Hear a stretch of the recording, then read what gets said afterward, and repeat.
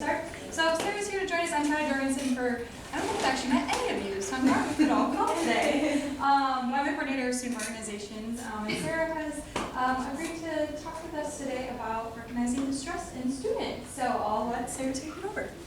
Hello. We were all kind of introducing ourselves, so I'll go first.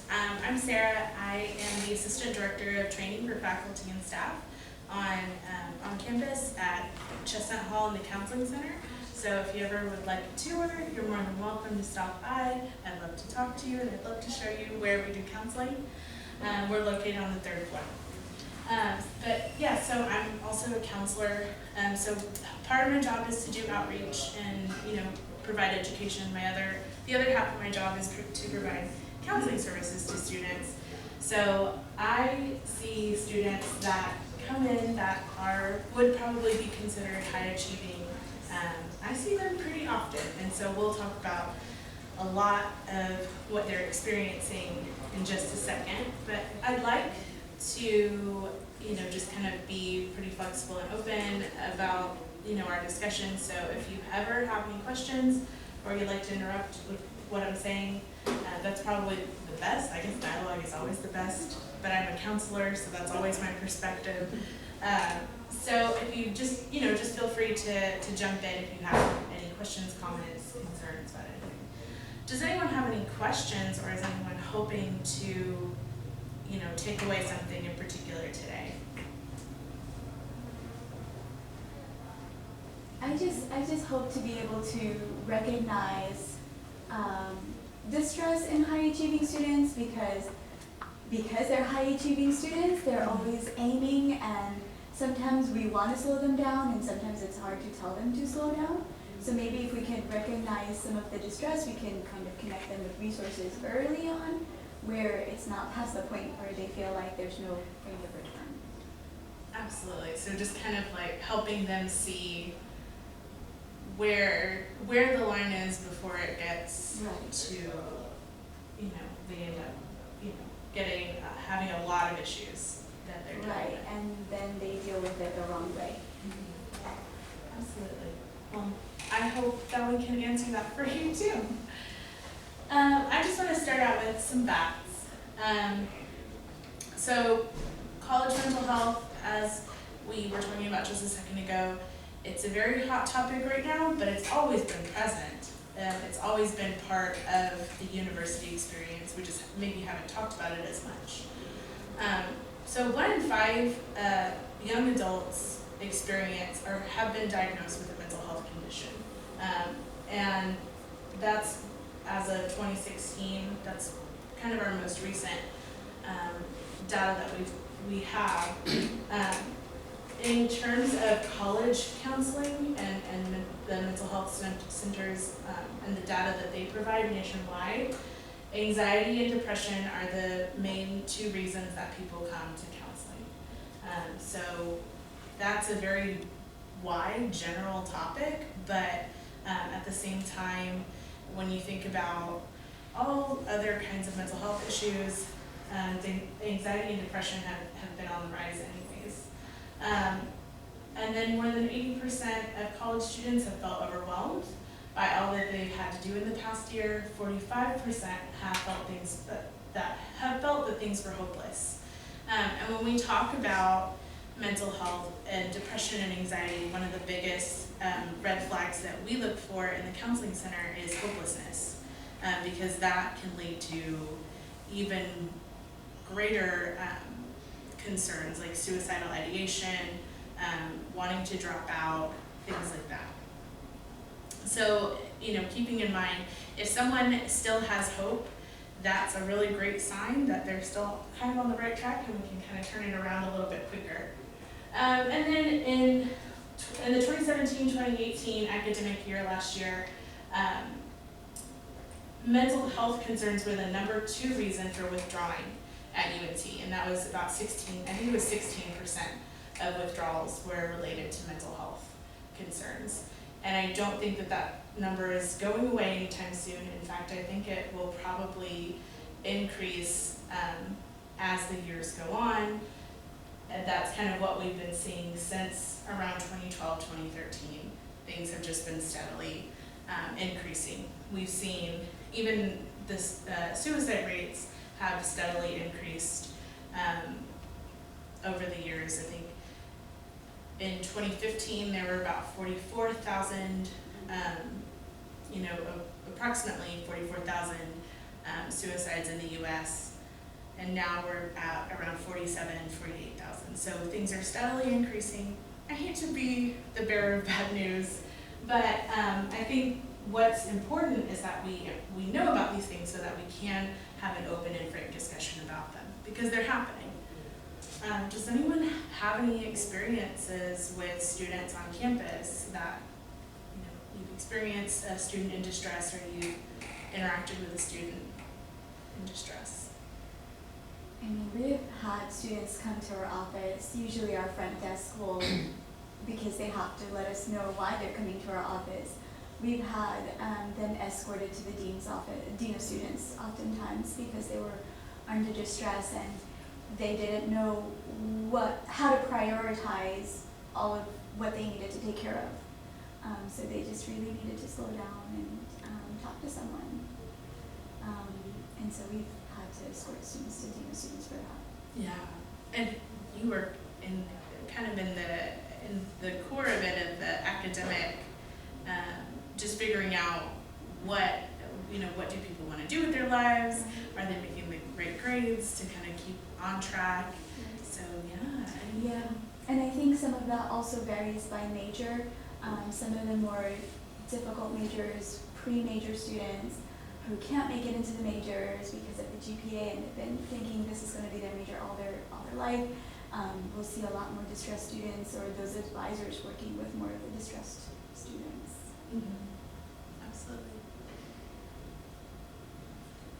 And last week I had a student come and cry in my office just because of stuff that was going on with other staff members, and it wasn't a feeling of like hopelessness or anything like that, but there was definitely a lot of emotion, and me not being her direct supervisor, like she really just needed to vent and like kind of be validated in her emotions. So I think that's kind of why she sought me out. But yeah, I usually get the like stressed out student leaders that don't necessarily want to talk to their direct supervisor and just want to like get it off their chest and recompose. And,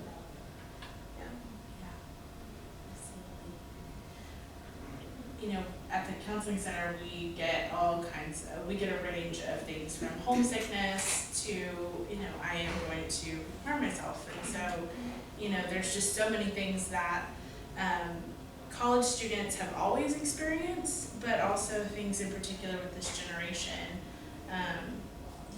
They've always had technology present. They've always had, or a lot of times parents are highly involved. So this is the first time that they are kind of experiencing life on their own to the extreme. So there's a lot of factors that go in, and we'll talk about some of those in a second. But when we're talking about stress, we all need a little bit of stress. That's what helps us pay our bills. That's what helps us kind of wake up in the morning, know that we need to get to do what we need to do. Okay, so we do need a little bit of pressure, whether it's internal pressure, just kind of like our own hopes and our own dreams and our own motivation, or external pressure, like, okay, I have to survive. That kind of goes into a high motivation peak performance. And there's a little bit of, there's some gap there. And then as we go on, the more pressure that we put on ourselves, and the higher that we're performing, the more that we're performing, so the more that we're doing things that, we're taking on more responsibilities, especially responsibilities that really have nothing to do with our goals or our hopes or our dreams. They're just added responsibilities. We kind of start to, as humans, just kind of burn out very quickly. And if all of this is happening to an 18 or 19-year-old, I would hate for them to burn out now versus, when it becomes more common when somebody is, more in middle-aged. But we're seeing a trend of burnout even before careers have started. And, I just kind of want to ask the question of when do we know that there is too much stress? So when it's something more is when there's persistent symptoms. So if someone has been struggling for a long period of time, there's significant, very obvious changes in their behavior or their mood. And then it interferes with their daily functioning. So hygiene, work, school, social interactions, those are all very clear signs that someone is in distress. And I think we all kind of know those signs. Because when somebody walks in a room and it looks like they haven't, slept in a few days, we can kind of tell. But it's more along the lines of when do we reach out to a student that it appears on the outside everything's going well. They're in all the clubs, they do have a high GPA, they're doing all of the things that, society has been telling them to do, and they're doing it very well. So when can we recognize when that kind of student is in distress? So if we look at this picture of the iceberg, I think that this is a great representation of a high achieving student. So on the surface, they're outgoing, they're organized, they are doing well in classes, they are helpful, they are pretty much always the first person to volunteer, they are loyal. They're so loyal to people and their career and everyone around them. They're so passionate. And I think that those are some wonderful strengths that we need to embrace and encourage and continue to cultivate in our students. However, there is the other side of all of this, which is overthinking. So somebody constantly questioning themselves, are they doing the right thing? Which kind of transitions into that second one, which is perfectionism. That fear of failure, the idea that we always have to get it right, because we're living in a world where we do kind of get to compare ourselves to people we see on social media all the time. Students are exposed to that. So they're getting to see everybody's wonderful, perfect lives on social media, and they're not getting to see all of those people's, downfalls and mistakes. They're just seeing all of the accomplishments. And so when they have that perception, when they are struggling and when they are stumbling, it feels like they're alone. It feels like they're isolated. So that's kind of where it transitions into the need for reassurance. Just constantly not feeling like they're good enough and wanting a lot of external praise. And praise is good.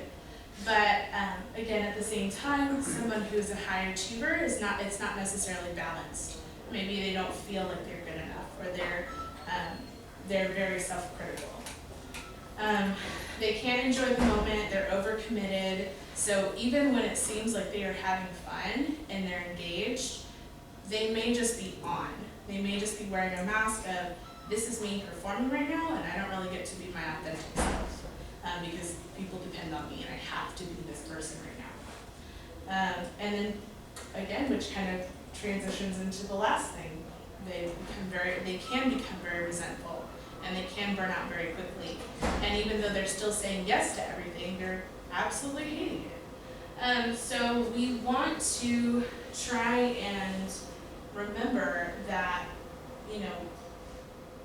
everyone here that is in an organization is, probably doing their best and trying to succeed, but, as leaders, we need to also recognize when to have a conversation with someone. And I'm curious, how often do you meet with your students? For our organization? Mm-hmm. It's okay, there's no right or wrong answer here. Not as often as I would like to. Yeah, I would imagine, because y'all have your own jobs that y'all have to do. Yeah, other than they meet on Sunday at 6 p.m. or 8 p.m., it just doesn't work. Yeah, absolutely. That's when they meet. that is completely fair. And so, I also want to just make sure that, I don't want to communicate that this is all on you guys. Y'all are just one piece of the very small pie of a student's well-being. But if you do encounter a student and you are noticing some of the signs, that might be a time to either consult with the counseling center if you don't quite know how to reach out, or if you do want to take that chance, then say hello. Hey, how's it going? Just checking in. Any thoughts or questions so far?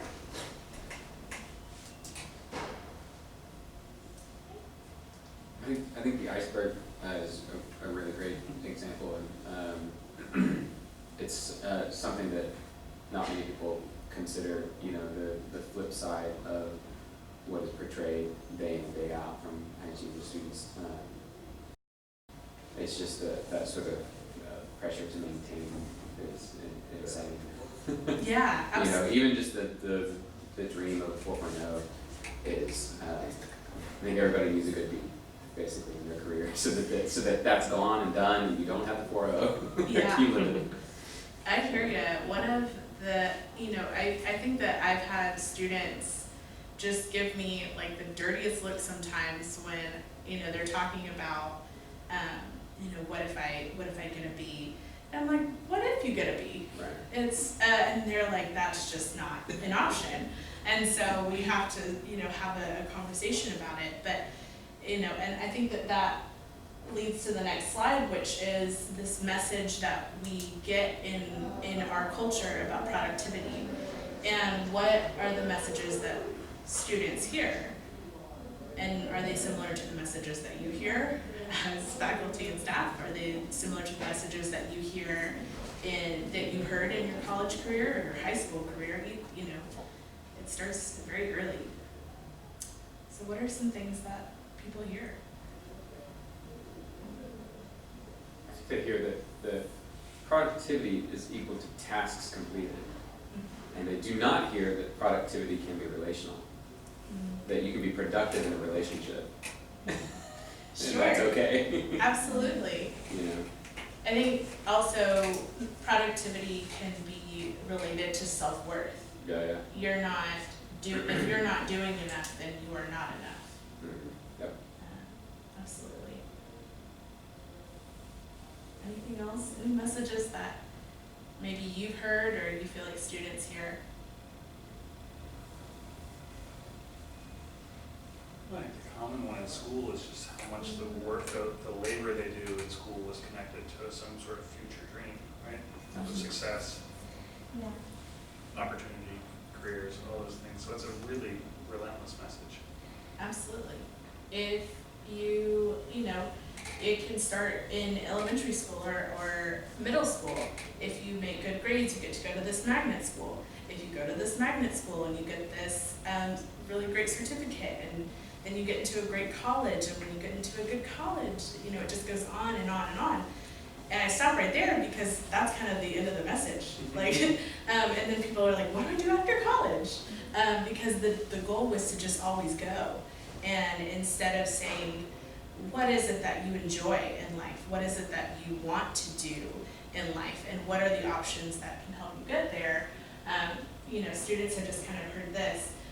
Before I started doing college counseling, I was a counselor at the elementary school level, and or just really K through 12. But the story that I am thinking of, I walked into a pre-K classroom, and I have this 4-year-old, drawing a picture, and personally I think it's a really good picture, but it doesn't matter what I think, because that 4-year-old immediately, started ripping it up because it wasn't correct, it wasn't the right thing, and kind of crying and having a meltdown right then and there. So these messages of productivity start so early on, and parents are always trying to do what's best for their kids, and sometimes as a result, there's a lot of it creates a lot of dependency on students, especially this current generation. which, by the way, when I mentioned this current generation, I'm calling that Generation Z. The way that you can tell if someone's in that generation is you ask them, where were you on 9/11? And if they can't remember, then they're Generation Z. So, and right after that is millennials. And I think millennials are kind of their own stuff to deal with. I'm a millennial. I think I remember hearing a lot of these things growing up, but it does seem to be even more so as the generations get younger and younger. So yeah, it's a lot to deal with. It's kind of stressful, just even thinking about it sometimes. Do you find that the millennial generation does this sort of mix of, it's constant movement, but sort of mix of social living, task, and all of those things, but then Gen Z is just only task oriented and climbing the ladder, and they miss out on maybe some of the fun or some of the interests or hobbies or things like that. Yeah. Or you can have a hobby as long as it gets you into the right club and the right place. It's all pragmatic. Absolutely. I think that's, last year I went to a conference that kind of talked about the different generations, and, I've been reading a lot about them lately, and Gen Z kind of they have seen all of the, I wouldn't say mistakes, but all of the downfalls that millennials have experienced of, going to college and maybe not guaranteed a career, or having massive amounts of student debt, and just kind of all of these things that, they're also seeing a lot of things happening on the news, a lot of activism happening, a lot of social change, a lot of very serious things. And living in a post 9/11 world, that's kind of all that they've known. There's a lot of research coming out about generational trauma, and as a country we experienced the trauma, and they've never known a life that didn't have such intense airport security. They've never had an experience where they can just kind of walk into a concert without getting searched like 5 times, So these are things that they've experienced, and so we've kind of created, because we are on high alert, our kiddos are gonna be on high alert. So there's just all kinds of different factors that play into what's going on with the current generation. And I think that could be its own separate hour-long discussion. But yeah, I think that's a good point, is that, this generation is very let's get down to business. I need to do the things that I have to do in order to succeed. And they haven't yet even taken the time to kind of slow down and think about, well, what does success look like to me? So some behavioral signs to think about when somebody might be a high achiever is, are they saying yes to every single thing? Are they volunteering first? Are they the ones that are like, yes, I will help, even if they have another conflict, they're like, I'll work it out. Isolation. So isolation doesn't necessarily mean spending their whole day in bed.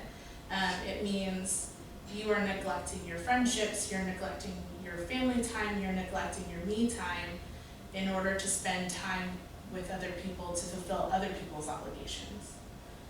Avoidance and procrastination, this is a really big one. So because there are so many tasks that they have to do, they put a lot off till the very end, and then you don't see them and they go into this work mode. Or they're avoiding you because maybe they haven't completed a task that you've asked them to do, and there's a lot of shame associated with that. Not that you're putting that shame on them, but they feel that internally. Unusual distress over a grade or an assignment or an exam. Like we said, if I get a B, I'm just not going. I probably need to drop out of college. So just kind of does the actual problem match the appropriate reaction? And if it isn't, then there might be some signs that this person is experiencing anxiety. If they're people pleasing, if they are needing reassurance all the time, making comments like, oh,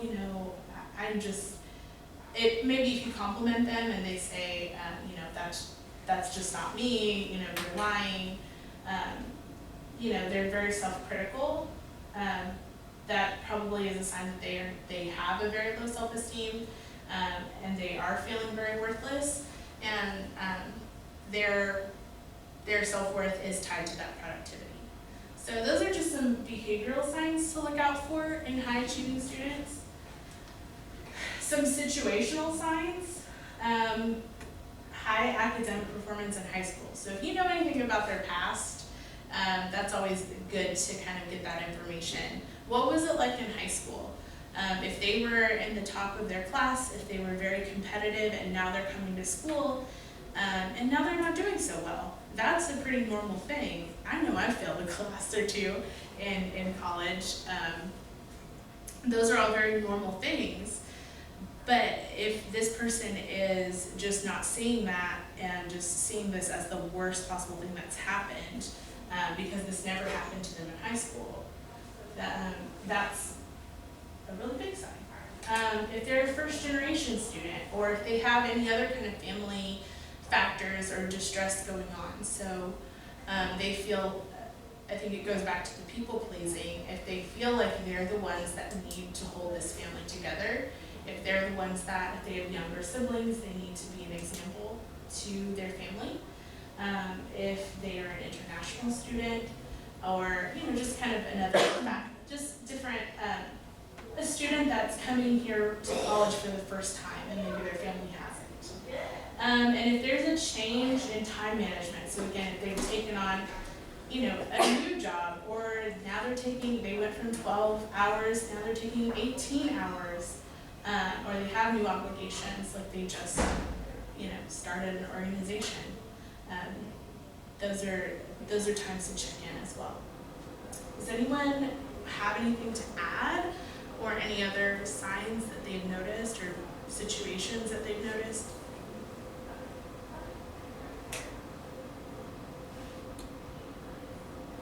I mean, it's not necessarily an exhaustive list, but it seems like I may have covered a lot of the bases.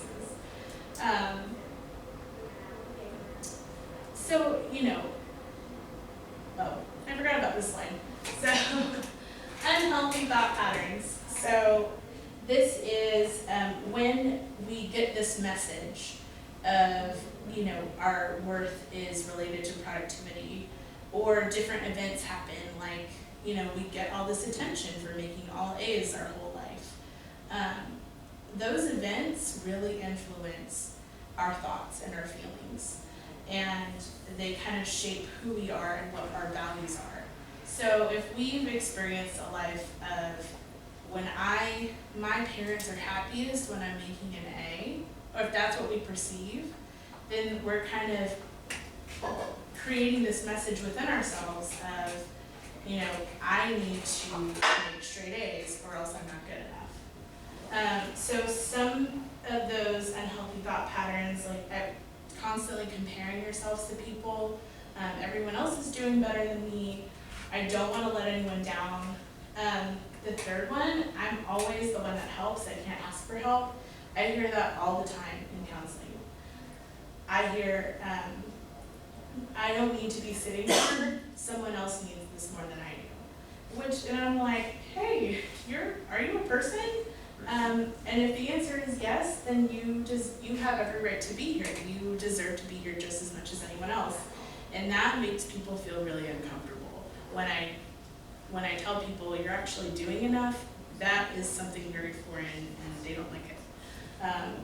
But, I think it's important for us to kind of continue to encourage those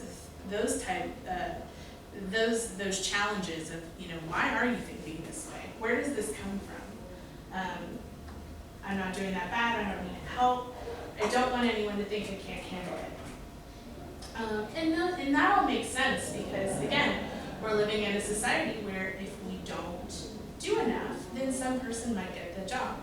Some person, might, get the scholarship that we wanted. So that's where it goes back to, yes, there is some healthy motivation, yes, there is some healthy stress and pressure, but there is a line, and a lot of our students are kind of crossing that line. So now I kind of want to share some ideas for reaching out. How do you guys respond to students in distress? Or have you ever? I guess that's okay if you haven't.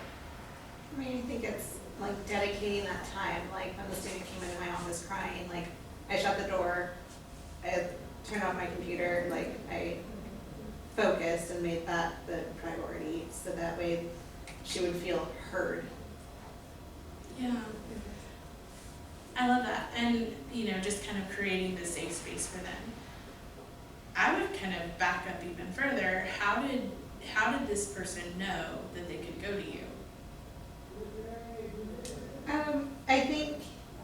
I see them almost every day, and so it's always like, hey, how are you? And if they mention they have a test, or like their boyfriend or girlfriend is coming to visit, like following up on things that they've mentioned that are important in their lives, and kind of, like the first one, establishing a connection and starting that so that they know, like, oh, she does care because she remembered this thing and asked. Yeah.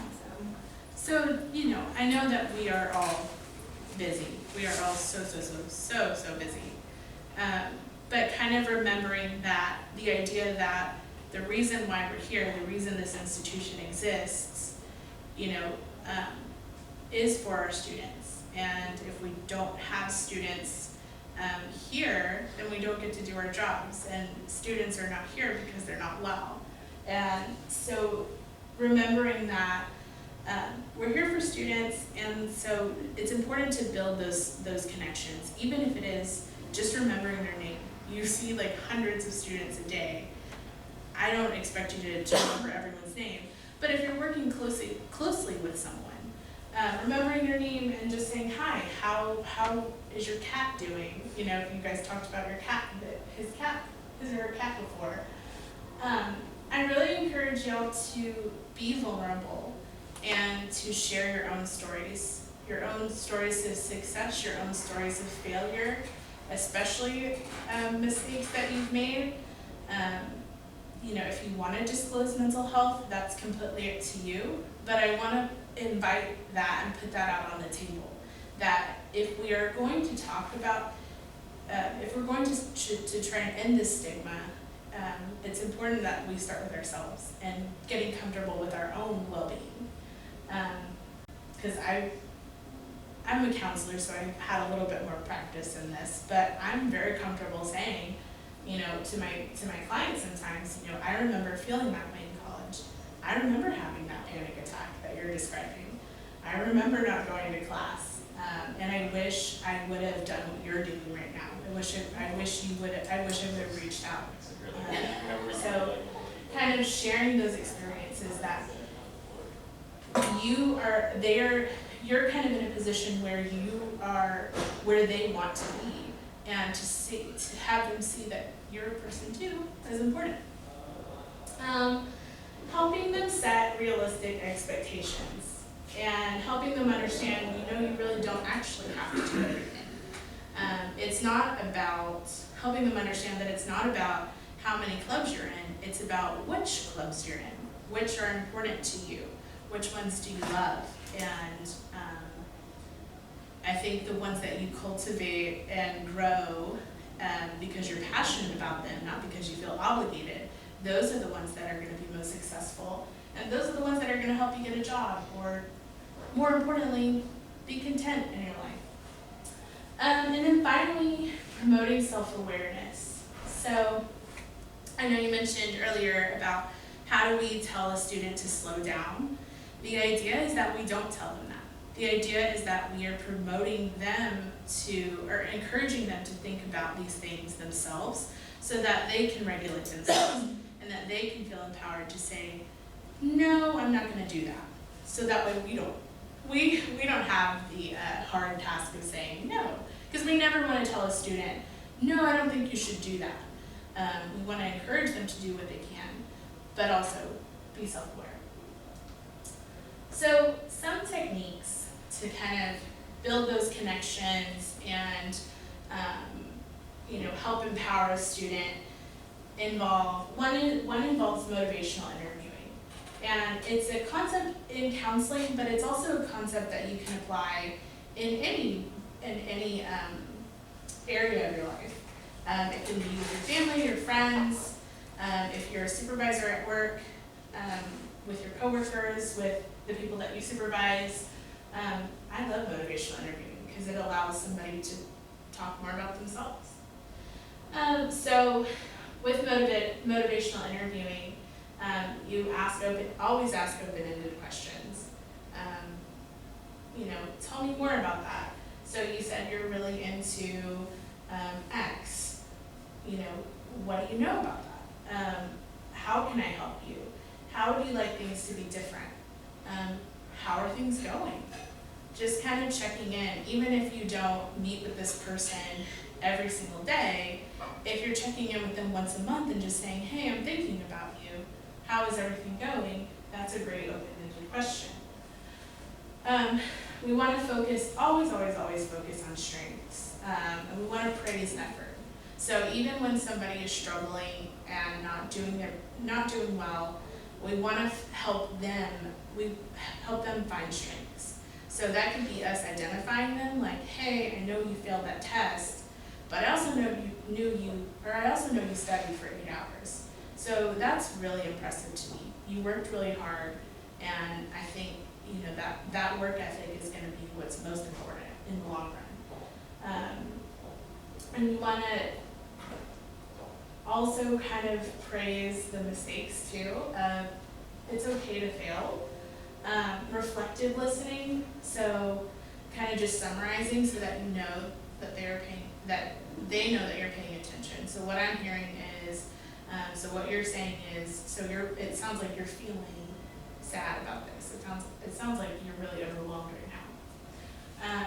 And then finally, what I love most about motivational interviewing is that it helps us be mindful of how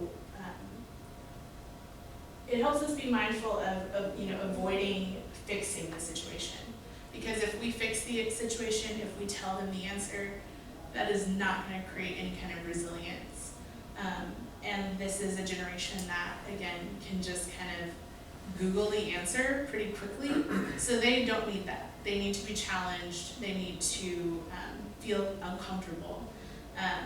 There's plenty of articles that talk about we all, as a society, feel uncomfortable with our emotions, but Generation Z in particular really does not like to sit with their emotions, because sitting with their emotions takes time. It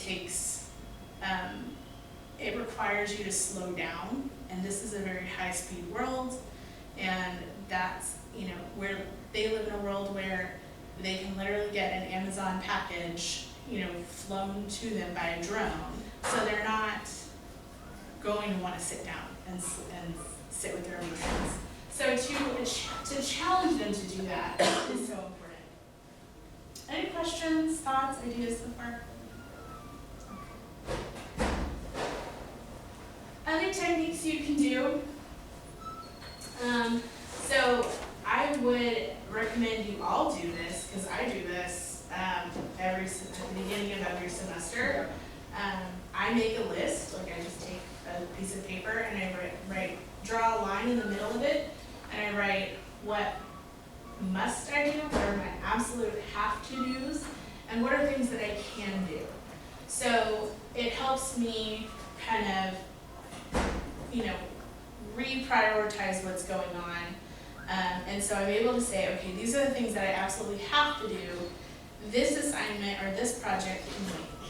Because yes, I can do it now, but is it really going to help with my well-being? If I get all of my requirements done, then I can spend time with my friends. Then I can, get back to what I was doing, get back to what I enjoy. And so it helps create priorities, it helps remind students of their values, and it promotes that self-awareness.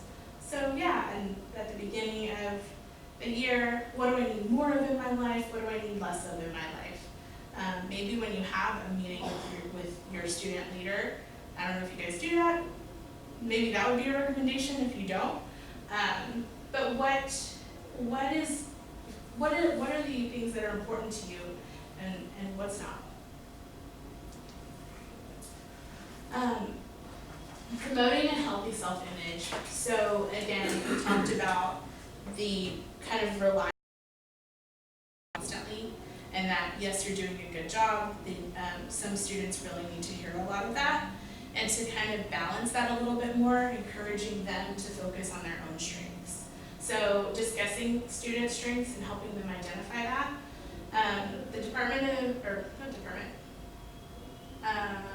I think it is the Department of Student Affairs.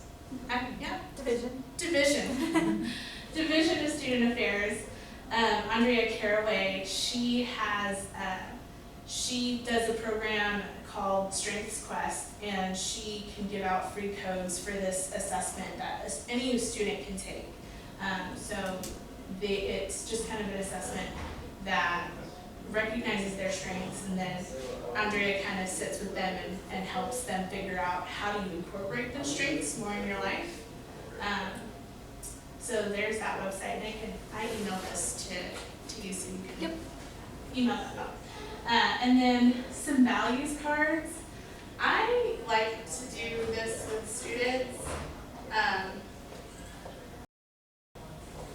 Again, maybe you could do this on your own too, if you're feeling a little stuck in life, because I think we all do from time to time. This is a list has around 83 different values, and you organize them into what's important to me, what's very important to me, and what's not important to me. And so having that tangible kind of discussion where somebody's actually really thinking about these things, again, you can create that dialogue with that motivational interviewing of, are you actually, doing what you enjoy doing? How can you have more of your values? How can you incorporate more of your values into your life? Normalize difficulties and failures, and then of course connect your resources on campus. So just saying, hey, we do have a really great counseling center, and here is the information, and we can make an appointment together if we need to. Just know that this is, it sounds like you're going through a hard time. You don't have to do this alone. And so again, I want to just say that it is not your job to provide professional counseling for students. But, I really, I want to thank you for taking more of an active role in your students' lives. And I think that this is something that you can just kind of add to all of what you're doing already, and just saying, hey, have you thought about counseling? Have you thought about talking to someone? Because we all need to talk from time to time. So, yeah, that's kind of all that I've got. Do you have any questions, thoughts? I would love feedback. Was this helpful? Was this unhelpful? What do you need more of, less of in your life? Recommendations on if you're advising somebody what to let them know they could expect? Yeah, absolutely. So at the counseling center, everything is included in student fees, so they don't have to pay for anything. What we usually do is if the front desk asks them a few questions, and based on their response, they either get an appointment that same day. So if it's a crisis, so if someone's suicidal or something really distressing happened, like a sexual assault or a death in the family, we definitely want to see them immediately. So they'll be seen the same day. If it's something a little bit less urgent, but still distressing, we try to schedule out as soon as we can. Usually we can see someone within a couple of weeks, And when they arrive to that appointment, they'll do some paperwork, they will do an intake, and then we kind of create this individualized care plan. So it could be, we don't really say you need this number of sessions. We don't really put a limit on sessions, but we just kind of say, this is what's going on, this is how we can help you, these are how other resources can help you, what would you like to do? And so everything's kind of individualized. Is there some kind of limit on sessions, or? There's not exactly a limit. We are a short-term counseling center, so we do try to prioritize if people have health insurance or if they know that they have an ongoing mental health condition, we try to connect them to services in the community. But if somebody doesn't have insurance, or if they, there's other factors going on, like they don't want their parents to know, anything like that, we want to work with them. So, there is a limit, but it's also individualized. Yeah. And is this all? Is the first meeting done only in person, or are there ways to do that? It has to be done in person. If somebody is really hesitant on coming to counseling, we do have other things. Let me just pull it up real quick. So we have, if you go to our counseling website, and you scroll down, so right here is therapy assistance online.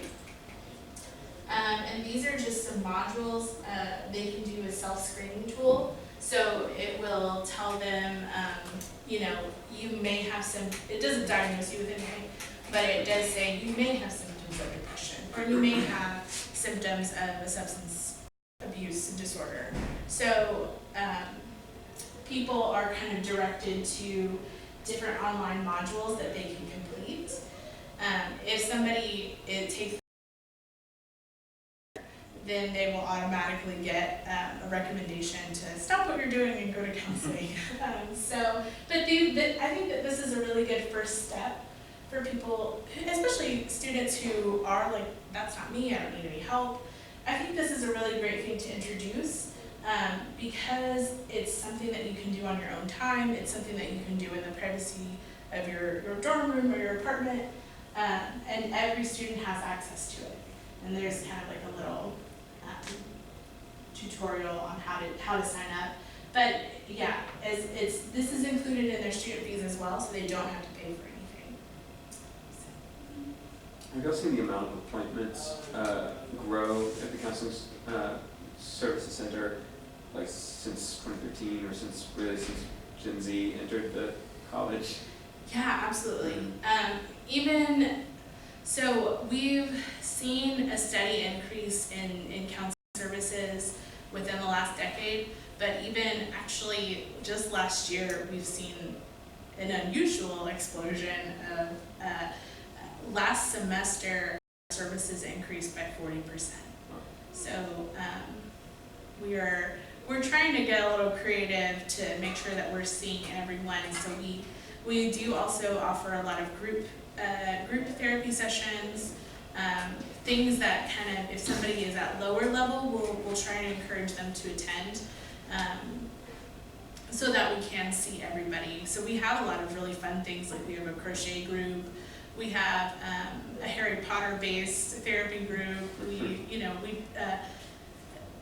two of our counselors do a Dungeons and Dragons based therapy group. So we try and keep it like interesting, but for people who don't necessarily need individual, but probably need some sort of interaction with other people of like how to manage, how to cope with stress and just life in general. How many counselors do you have on staff? That's a great question. So that kind of it kind of fluctuates.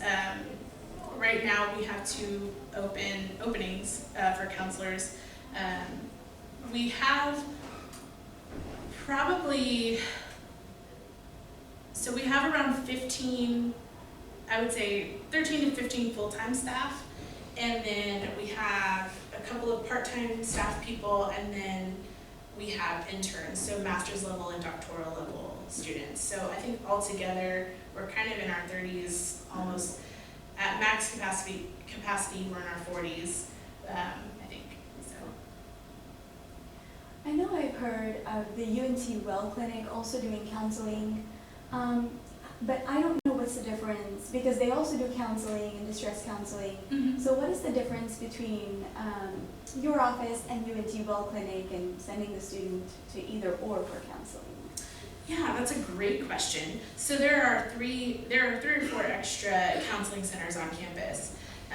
We are the main university counseling center, so that's included in student fees, and students don't have an additional pay, and we do have full-time staff there. If you're going to one of the other clinics on campus, it's most likely that you're going to meet with an intern. That's not a bad thing, because they're all recorded and trained and supervised. We have trainees as well. So it just means that sometimes there's a wait list because they are open to the community. We don't have a wait list. That's kind of one of the advantages that we have, because we only see students. So I would say if somebody's looking for long-term counseling, they can go to one of the other clinics, and once they're in forever. Even if they withdraw, if they graduate, they can still always be seen.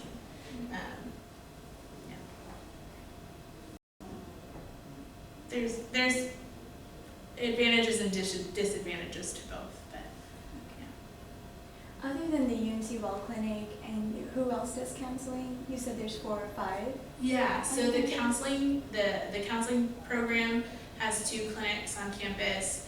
The psychology clinic has a clinic on campus, and then the rehab studies has UNT Well.